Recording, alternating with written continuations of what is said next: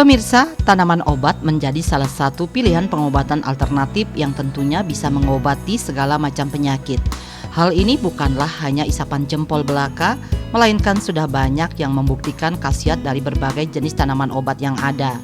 Saat ini di budidaya tumbuhan obat Puri Damai Singakerta Ubud, tumbuh berbagai jenis tanaman obat yang mencapai ratusan jenis tanaman obat. Tentu setiap jenis tanaman obat memiliki khasiatnya tersendiri yang dapat digunakan untuk menyembuhkan segala macam penyakit.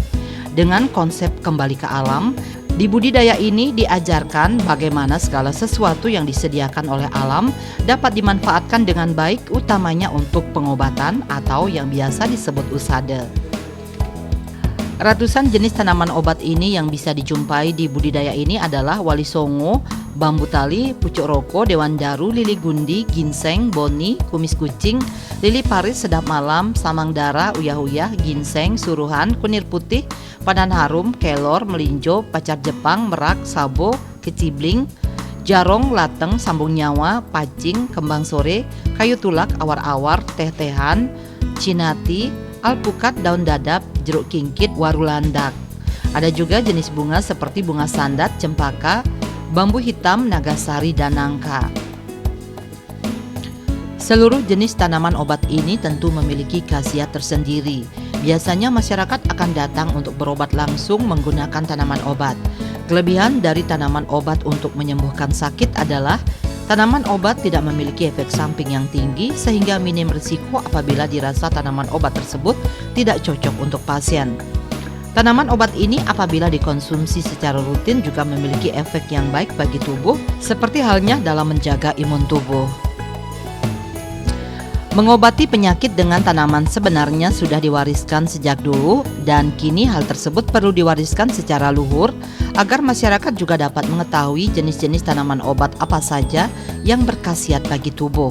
Seperti halnya usaha mengedukasi masyarakat bahwa tanaman kelor memiliki banyak manfaat seperti membantu proses persalinan, menjaga daya tahan tubuh, kaya nutrisi dan banyak manfaat lainnya yang bisa didapat dari daun kelor.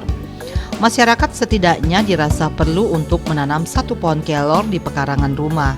Selain kelor, tanaman obat lain yang bermanfaat bagi tubuh adalah tumbuh-tumbuhan yang terdiri dari daun kecibling, kumis kucing, jarong, lateng, dan sambung nyawa. Tumbuh-tumbuhan dedaunan ini merupakan campuran yang berkhasiat untuk pengobatan ginjal. Kita gini ya, semakin lama itu anak-anak milenial itu kan meninggalkan budaya kita, terutama usade kita. Nah, ibu takut sekali usade ini punah. Akhirnya ibu berjuang bagaimana caranya saya berjuang biar tidak usade ini punah. Ya. Sehingga dari sejak itu saya membuat bibit, kemudian mengajak kelompok, ya membuat kelompok, membina kelompok, mengajak bagaimana kita membuat produk ya bersama-sama. Yang pertama saya belajar, jadi pertama belajar tentang tanaman. Jadi manfaatnya apa? Nah setelah tahu manfaatnya, baru kita belajar lagi menukik ke usade. Kita ada sudah kompilasi ke bahasa Latin, kurang lebih ada 39 usade yang sudah kita latinkan. Di Dinas Kebudayaan kan itu ada dulu di Dinas Kebudayaan, kemudian terus kita ngambil di Singaraja juga, ya kemudian kita ngambil juga ke ya orang-orang pinter lah di sekitar di Bali itu kan banyak sekali balian atau apa, jadi yang menggunakan usade ya kita mengadakan pendekatan, kemudian kita latinkan itu karena kita tahu bahwa ke depan itu susah sekali mengajarkan anak bahasa Bali. Tapi sekarang saya kira anak-anak milenial sudah mulai belajar bahasa Bali. Mudah-mudahan nanti usade bisa terbaca semuanya. Semua sebenarnya semua tanaman bisa kita pakai obat. Hanya 2% saja yang tidak saya pergunakan untuk obat. Jadi 2% itu adalah sebagai pestisida dan racun. Ya, kalau yang lain semua bisa dipergunakan sebagai obat. antara lain kecombrang ada, kemudian terus ada pucuk ya, pucuk rukuh terutama ya, pucuk rukuh, kemudian ada bambu tali, ada gemelina, ada senggugu, ada kembang sore ya, kemudian ada wali songo, banyak sekali ya. 380 jenis yang ada di Puri Damai saja. Biasanya yang paling gampang itu suruhan. Ya, suruhan. Kan banyak sekarang yang asam urat, kolesterol ya. Itu suruhan. Sebenarnya itu tanaman liar tapi bagus sekali. Dan yang paling penting sekarang sebagai dasar obat saya adalah kelor. Ya, karena itu kayu sakti juga. Ya, kelor itu multiguna. Jadi kandungan vitamin C-nya, vitamin A-nya, jadi A-nya lengkap banget, kemudian proteinnya, kemudian terus pokoknya lengkap semua. Kelor itu angelnya tanaman. Memang awalnya saya baca, kemudian pernah datang dari Ethiopia rombongan itu ternyata rombongan para menteri. Nah, kenapa dia datang kemari, yaitu dari lingkungan hidup, dari pertanian, itu dia belajar untuk bagaimana membuat bibit. Kemudian karena dia tahu manfaat kelor itu paling bagus itu untuk stunting dan untuk umpamanya dia busung lapar. Nah, di Ethiopia kan banyak busung lapar. Nah, jadi dia cara buat bibit, kemudian dia bibitkan di sana dan sekarang dia sudah merupakan eksportir terbesar kelor. Ya.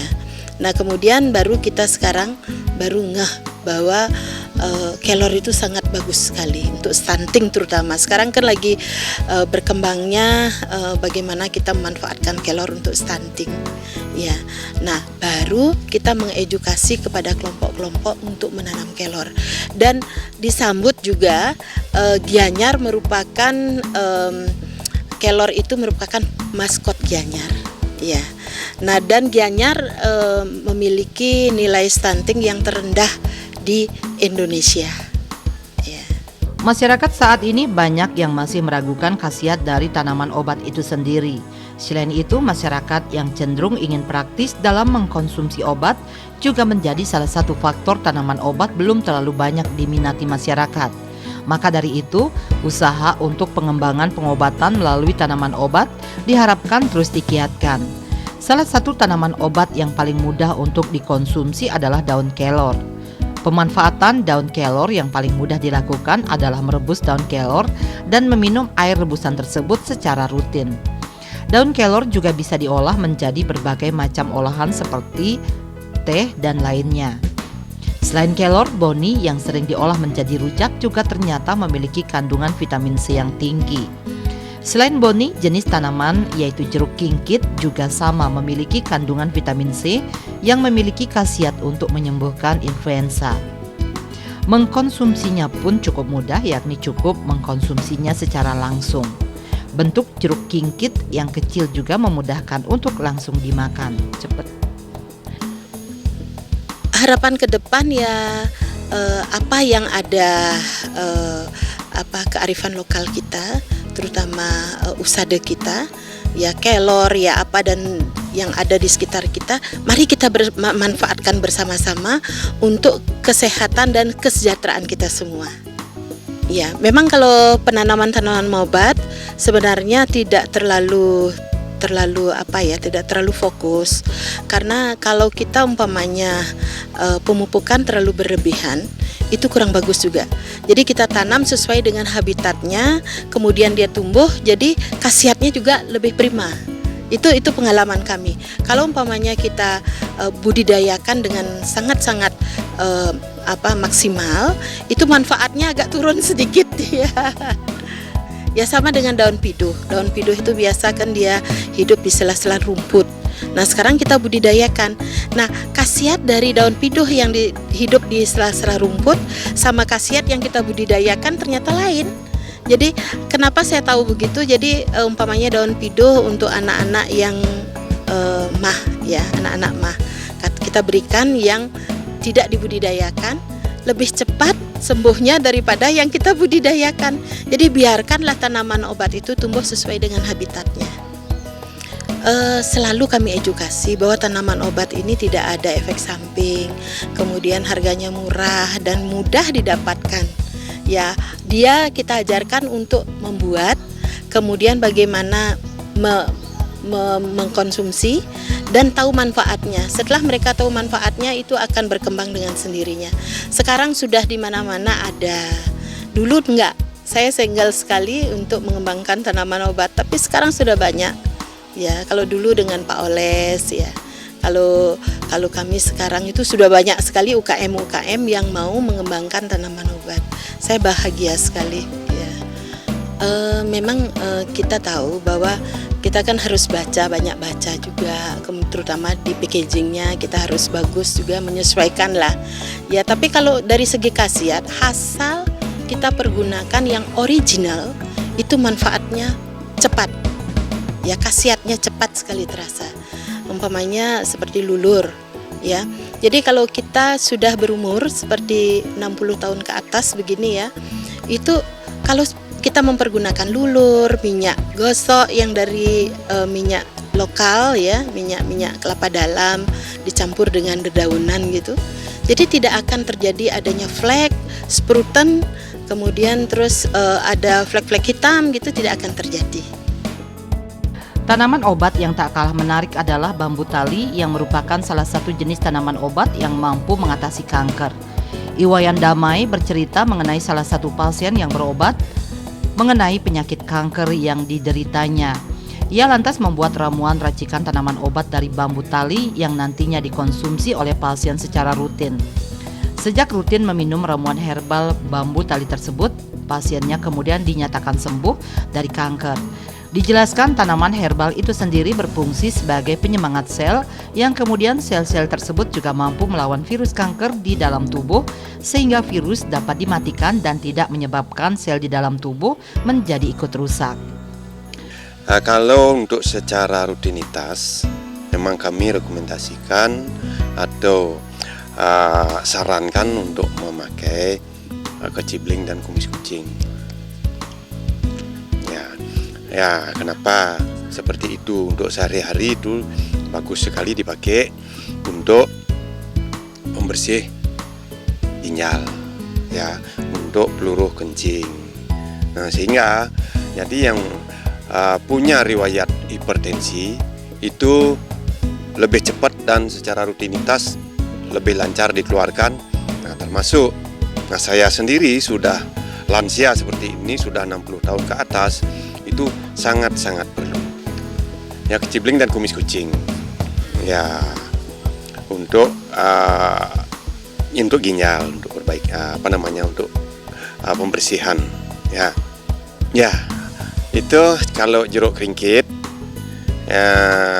vitamin C-nya tinggi, yang matang, itu sepanjang pengalaman kami itu tidak mengganggu asam lambung. Nah, untuk itu karena vitamin C-nya tinggi, dia bagus sekali untuk mencegah influenza, batuk, pilek, termasuk anak-anak. Nah, dikonsumsi secara langsung itu buahnya kecil-kecil kayak kelereng, itu malah yang anak-anak rebutan. Nah, senang sekali mereka untuk mengkonsumsi itu, apalagi berbanyak itu rebutan sama teman-temannya. Nah, sekaligus tujuan kita untuk mencegah, meningkatkan imunitas dan meningkatkan daya tahan tubuh anak-anak.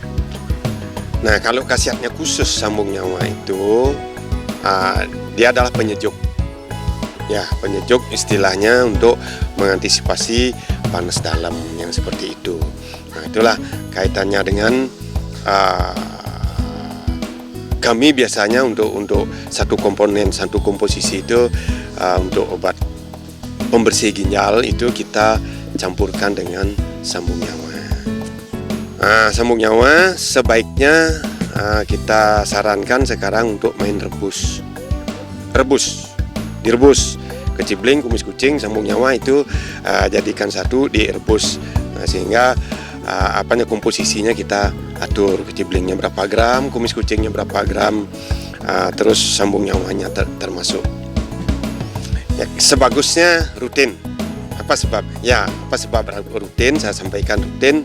Nah, terus karena kita konsumsi makanan sekarang ini lebih rutin lagi 3 kali sehari.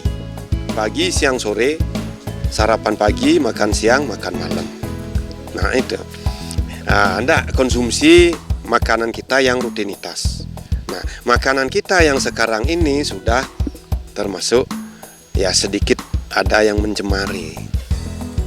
Misalnya sayur, ikan sekalipun sudah terkontaminasi dengan zat-zat yang tidak alamiah. Nah, maka dari itu setiap hari itu kita konsumsi. Nah, kalau bisa setiap hari juga kita cleansing dengan itu, bersihkan dengan itu. Sehingga ya balance, jadi hidup ini balance jadinya. Ya, seimbang, jadi masuknya sekian, mudah-mudahan bisa keluarnya juga dikeluarkan sekian, sehingga dalam kehidupan kita ini tetap balance. Nah, kesehatan tetap bisa kita jaga.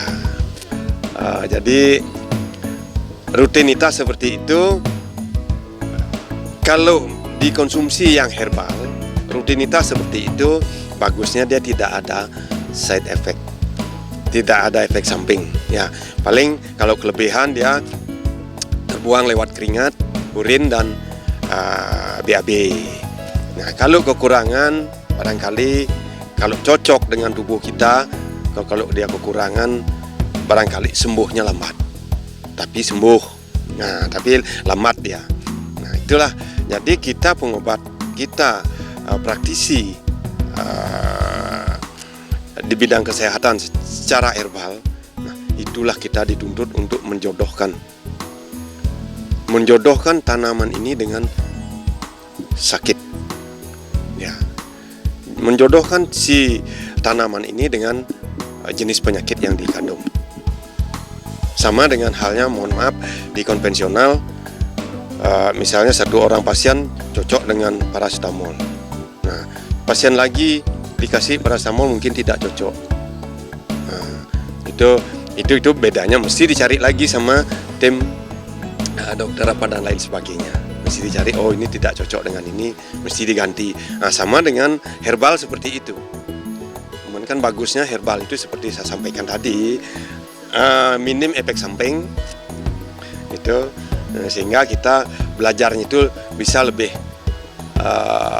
lama untuk mempelajari. Oh ini kok sekian hari sudah tidak sembuh, kurangnya apa? Oh mungkin daun ini yang tidak cocok. Nah, kita ambilkan daun yang lain yang satu familia, yang satu khasiat dengan itu. Jadi kita tukar dengan itu, ganti obatnya, gitu istilahnya. Selain dijadikan tanaman obat, pengembangan inovasi selanjutnya yakni dengan menciptakan berbagai produk kecantikan seperti lulur atau minyak. Hal ini juga menjadikan daya tarik tersendiri. Mengingat saat ini juga banyak produk-produk kecantikan dengan berbahan dasar herbal. Selain produk kecantikan juga terdapat teh, salah satunya yaitu teh yang berbahan dasar daun kelor itu sendiri.